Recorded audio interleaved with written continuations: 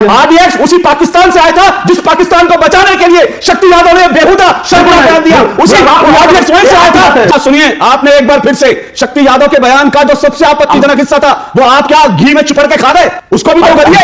आपने किरण रिजिजू के उस बयान का जिक्र नहीं किया जिसमें उन्होंने शुरू में चुप की बात कही थी, बाद में 50 सेकंड का वीडियो कट कर दिया गया उनका। किसी के विचार कुछ भी हो सकते हैं। कोई चाहता कि संविधान में संशोधन, अरे राहुल गांधी ने भी कहा हम संविधान में संशोधन करके 50% से ज्यादा आरक्षण कर देंगे, तो क्या राहुल गांधी का बयान को हम इसके लिए जिम्मेदार ठहराएं? उन्होंने अपनी एक राय रखी, उनको राय रखने का अधिकार है, इसमें क्या आपत्तिजनक है? एक मिनट, आप सुरक्षा में चूक का सवाल उठाते, कोई तकलीफ नहीं थी, लेकिन वो कहना क्या चाह रहे हैं? वो कहना चाह रहे हैं कि बिहार में चुनाव है इसलिए भारत सरकार ने आतंकी हमला कराया।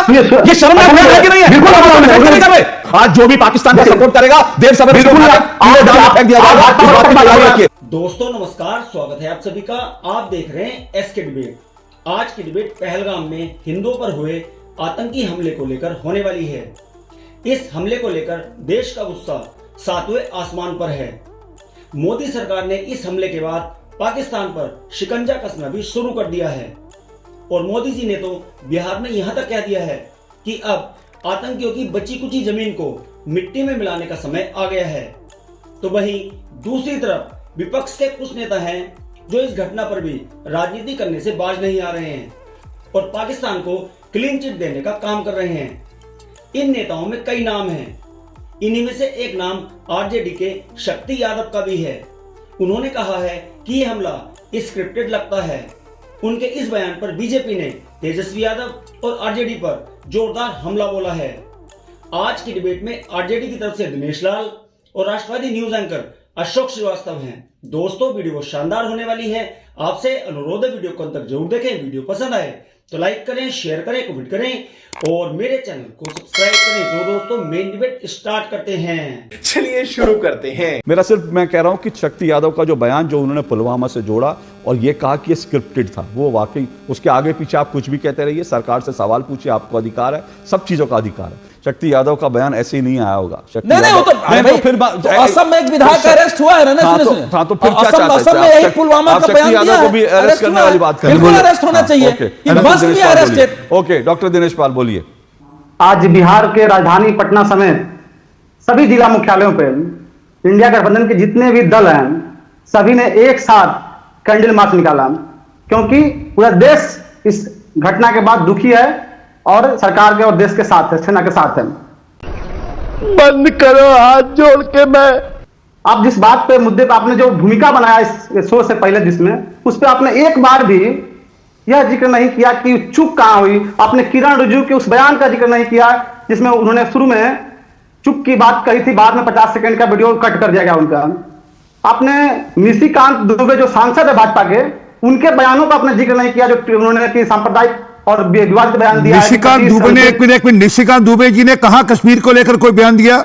आप किसी के विचार कुछ भी हो सकते हैं। कोई चाहता है कि संविधान में संशोधन, अरे राहुल गांधी ने भी कहा हम संविधान में संशोधन करके 50% से ज्यादा आरक्षण कर देंगे, तो क्या राहुल गांधी के बयान को हम इसके लिए जिम्मेदार ठहराएं?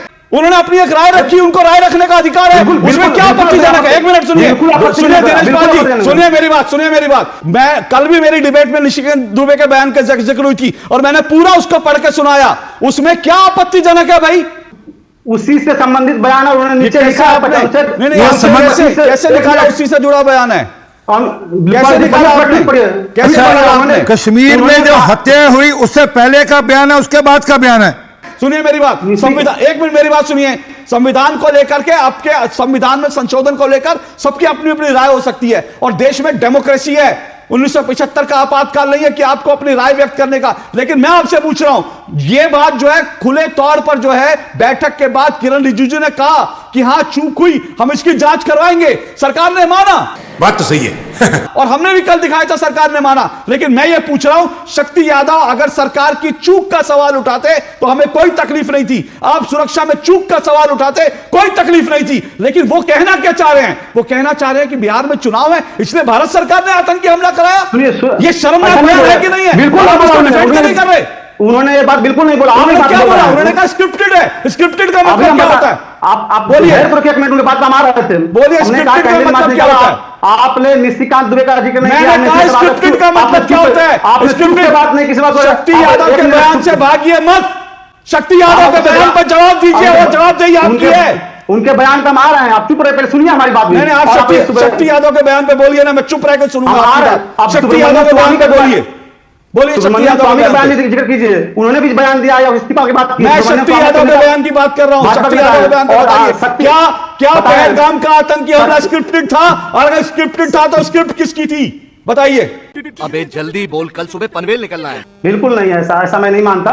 और जैसा कि अवधेश जी ने भी कहा कि जिस तरह से वो हमला किए लगा था प्लान वे में आए थे, उनका भी कहना उसी तरह का था कि जिस तरह वो 5-6 किलोमीटर लगभग ऊपर था, चढ़ के जहां जाया था पैदल खच्चर से लोग जाते हैं, वहां पर पहुंच के और आराम से अगर पूछ के मार रहे हैं, जैसे कि कभी भी हमला होता है पाकिस्तान का था ना, वो तो आतंकवादियों का था। पुलवामा से जोड़ करके ये कहना कि स्क्रिप्टेड लगता है। बिहार में चुनाव आ रहे हैं, उन्होंने ही नहीं कहा सरकार का, उन्होंने कहा कि जिस तरह से वो आराम से पूछ के मार रहे थे, जैसे लग रहा था उनको एकदम पूरा प्लान।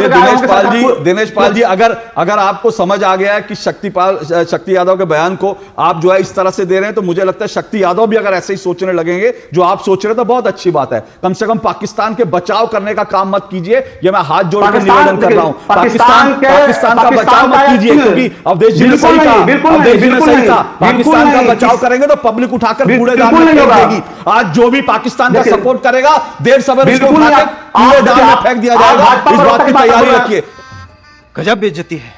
कल से जो है सुप्रिया सुले कह रही है कि ये तो एक फायरिंग इंसिडेंट था। उसके बाद टीएमसी के एक और नेता अनिल देशमुख आते हैं, वो कहते नहीं आपको कैसे पता चला कि हिंदू हो, तो वो लोग ऐसी खबरें नहीं है। शत्रुघ्न सिन्हा आते हैं, कहते हैं तो गोदी मीडिया कर रहा है। मतलब इस देश में ऐसे लंबी फेहरिस्त है नेताओं की जो इस सच को स्वीकार नहीं कर रहे। आप सच को छुपा के किसको छुपाना चाहते हैं? और फिर आपको सवाल है सरकार से, आपको हक है सरकार से सवाल पूछने का, लेकिन हमको भी हक है इस बात को पूछने का कि रॉबर्ट वाड्रा किस हैसियत से, रॉबर्ट वाड्रा ने जो बयान दिया किस हैसियत से दिया, और उसके पीछे क्या मंशा थी, क्या वो साबित करना चाहते थे, किसके हाथ में खेल रहे थे? ये सारे सवाल हमारे सामने है ना। तो दूध का दूल्हा कोई नहीं है, सवाल सबसे होने चाहिए, सवाल सबसे होंगे, और इसीलिए आरजेडी से भी सवाल होगा। डॉक्टर दिनेश पाल, ये स्क्रिप्टेड लगता है? शक्ति यादव के बयान को लेकर क्या आरजेडी की तरफ से कोई अभी तक कोई रिएक्शन आया? आरजेडी ने क्या इसका खंडन किया? आपसे जानना चाहता हूं, अगर किया और मेरी जानकारी भी नहीं हो तो बताइए कि तेजस्वी यादव ने आकर कहा नहीं आरजेडी, ये जो शक्ति यादव का बयान है बिल्कुल बेहुदा बयान है, पार्टी इसके साथ नहीं खड़ी। क्या ऐसी कोई बात हुई है क्या? उन्होंने कहा कि एक तरफ जब देश गम में है, दुख में है, मातम मना रहा है, उस समय जब देश का प्रधानमंत्री विदेश का दौरा रद्द कर देते हैं, लेकिन बिहार में चुनाव है इस साल, तो बिहार का दौरा रद्द नहीं करते हैं और वो मधुबनी आते हैं। कुछ भी अपने आप फिर से ना सुनिए, आपने एक बार फिर से शक्ति यादव के बयान का जो सबसे आपत्तिजनक हिस्सा था, वो आप क्या घी में चुपड़ के खा गए? उसको भी तो उगलिए, उसको भी उगलिए कि स्क्रिप्टेड था। उनके बयान के जिस हिस्से को लेकर आपत्ति है, उस हिस्से पर बोलने में आपके जबान क्यों बढ़ा रहे हैं? वो हिस्सा बताइए क्या था, वो हिस्सा बताइए क्या था। जैसे सुनिए, आपको नहीं पता तो मैं बताता हूं। उन्होंने कहा जैसे पुलवामा में आतंकी हमला हुआ और उसी तरह से उसका आज तक पता नहीं चला। अरे पुलवामा के आतंकी हमले के सारी चीजें सामने हैं, उन्होंने उसको जोड़ा और कहा कि यह स्क्रिप्टेड लगता है। आपको पर पुलवामा का सब कुछ सामने है, बताइए ना आरडीएक्स कहां से आया था? आज तक पता चला 300 आरडीएक्स कहां से आया? आगे आरडीएक्स कहां से आया था? आगे आरडीएक्स कहां से आया था? आरडीएक्स कहां से आया था? मैं बताता हूं आरडीएक्स कहां से आया था, मैं बताता हूं आरडीएक्स कहां से आया था। अब सुनिए आरडीएक्स कहां से आया था, हिम्मत है तो सुनिए, सुनिए आरडीएक्स उसी पाकिस्तान से आया था जिस पाकिस्तान को बचाने के लिए शक्ति यादव ने बेहुदा शर्मनाक बयान दिया। उसी आरडीएक्स वहीं से आया था जिस जहां से आतंकवादी आ जाए थे और जिस आतंकवादी को आप लोग बचाने की कोशिश कर रहे हैं। बिल्कुल शर्मनाक बयान है आप लोगों का, शर्मनाक बयान है, शर्म आनी चाहिए। सुनिए, अगर हिम्मत हो तो उनके इस बयान को, जो बेहुदा बयान है, उस बयान को जरा बताइएगा। उस पर डिफेंड करने के लिए कुछ हो तो इधर उधर मत भागिए। ये दो टूक बात होगी, शक्ति यादव के बेहुदे बयान की बात होगी, बार बार बात होगी। क्या बात है सर, क्या बात है सर, क्या बात, ये बात है। देखा दोस्तों, आपने दिनेश लाल और राष्ट्रवादी न्यूज एंकर अशोक श्रीवास्तव दोनों को सुना। आप किसकी बात से सहमत हैं? दोस्तों, वीडियो को लास्ट तक देखने के लिए दिल से धन्यवाद। और वीडियो के बारे में आपकी क्या राय है कमेंट सेक्शन में कमेंट करके बताएं। और अगर वीडियो पसंद आई हो तो लाइक करें, शेयर करें, कमेंट करें और मेरे चैनल को सब्सक्राइब करें। तो दोस्तों, मिलते हैं अगली वीडियो में। जय हिंद, वंदे मातरम, जय श्री राम।